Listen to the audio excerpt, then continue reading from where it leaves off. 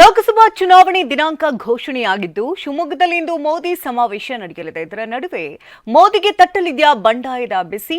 ಮೋದಿ ಕಾರ್ಯಕ್ರಮಕ್ಕೆ ಈಶ್ವರಪ್ಪ, ರೇಣುಕಾಚಾರ್ಯ ಗೈರಾಗೋ ಸಾಧ್ಯತೆ ಇದೆ. ಈ ಸುದ್ದಿಗಳನ್ನು ನೋಡೋಣ. ಬಂಡಾಯದ ಬಿಸಿ ನ್ಯೂಸ್ ಟಾಪ್ 9ನಲ್ಲಿ. ಶಿವಮೊಗ್ಗ ನಗರಕ್ಕೆ ಇವತ್ತು ಪ್ರಧಾನಿ ಮೋದಿ ಭೇಟಿ ನೀಡಲಿದ್ದಾರೆ. ಮಧ್ಯಾಹ್ನ 1:30ಕ್ಕೆ ಶಿವಮೊಗ್ಗದ ಸೋಗಾನೆ ಬಳಿ ಇರುವ ವಿಮಾನ ನಿಲ್ದಾಣಕ್ಕೆ ಆಗಮಿಸಲಿದ್ದಾರೆ. ರಸ್ತೆ ಮೂಲಕ ಮಧ್ಯಾಹ್ನ 2 ಗಂಟೆಗೆ ವೇದಿಕೆಗೆ ಆಗಮಿಸಲಿದ್ದಾರೆ. ನಗರದ ಅಲ್ಲಮ ಪ್ರಭು ಫ್ರೀಡಂ ಪಾರ್ಕ್ನಲ್ಲಿ ಕಾರ್ಯಕ್ರಮ ಆಯೋಜಿಸಲಾಗಿದೆ. ಪ್ರಧಾನಿ ಭೇಟಿ ಹಿನ್ನೆಲೆ ನಗರದಾದ್ಯಂತ ಪೊಲೀಸ್ ಭದ್ರತೆ ಹೆಚ್ಚಿಸಲಾಗಿದೆ.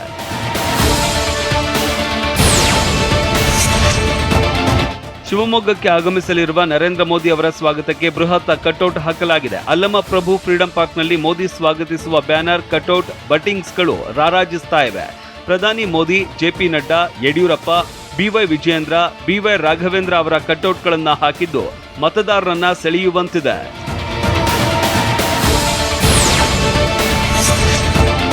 ಶಿವಮೊಗ್ಗ. ನೀವು ಪೋಷಕರಾಗಲು ಕಾಯುತ್ತಿದ್ದೀರಾ? ಚಿಂತಿಸದಿರಿ. ಓಯಾಸಿಸ್ ಫರ್ಟಿಲಿಟಿ 90,000 ದಂಪತಿಗಳ ಜೀವನದಲ್ಲಿ ಸಂತೋಷವನ್ನು ತಂದಿದೆ. 7825893601ಗೆ ಕರೆ ಮಾಡಿ. ಅತ್ಯದ್ಭುತ ರಿಯಾಯಿತಿ ಪಡೆಯಿರಿ ಹಾಗೂ ಎಲ್ಲರಿಗೂ ಗುಡ್ ನ್ಯೂಸ್ ಕೊಡಿ. ಆಗಮಿಸ್ತಾ ಇರುವ ಪ್ರಧಾನಿ ಮೋದಿ ಅವರಿಗೆ ಬಂಡಾಯದ ಬಿಸಿ ತಟ್ಟುವ ಸಾಧ್ಯತೆ ಇದೆ.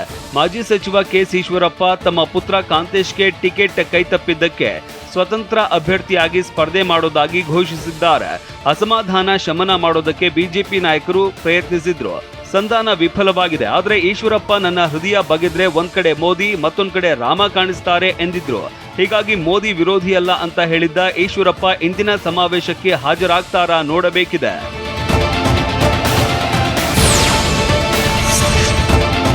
ಈಶ್ವರಪ್ಪ ರೆಬೆಲ್ ಒಂದು ಕಡೆಯಾದ್ರೆ ದಾವಣಗೆರೆಯಲ್ಲಿ ಸಿದ್ದೇಶ್ವರ ಪತ್ನಿಗೆ ಟಿಕೆಟ್ ಕೊಟ್ಟಿದ್ದು ರೇಣುಕಾಚಾರ್ಯ ಅಂಡ್ ಟೀಮ್ಗೆ ಅಸಮಾಧಾನ ತರಿಸಿದೆ. ದಾವಣಗೆರೆಯ ಮಾಜಿ ಮೇಯರ್ ಮನೆಯಲ್ಲಿ ಮೊನ್ನೆ ಸಭೆ ಮಾಡಿದ್ದಾರೆ. ಶಿವಮೊಗ್ಗದಲ್ಲಿ ನಡೆಯುವ ಪ್ರಧಾನಿ ಮೋದಿ ಕಾರ್ಯಕ್ರಮಕ್ಕೆ ಗೈರಾಗುವ ಬಗ್ಗೆ ಸಭೆಯಲ್ಲಿ ನಿರ್ಧಾರ ಮಾಡಿದ್ದಾರೆ ಎನ್ನಲಾಗಿದೆ.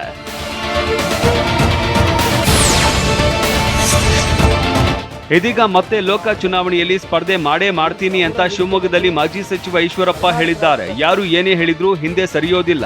ಪಕ್ಷೇತರ ಅಭ್ಯರ್ಥಿಯಾಗಿ ಸ್ಪರ್ಧಿಸೋದು ಖಚಿತ. ಬಿಎಸ್ವೈ ನನಗೆ ಮಾತ್ರ ಅಲ್ಲ, ಎಲ್ಲರಿಗೂ ಮೋಸ ಮಾಡಿದ್ದಾರೆ ಅಂತ ಆಕ್ರೋಶ ವ್ಯಕ್ತಪಡಿಸಿದ್ದಾರೆ.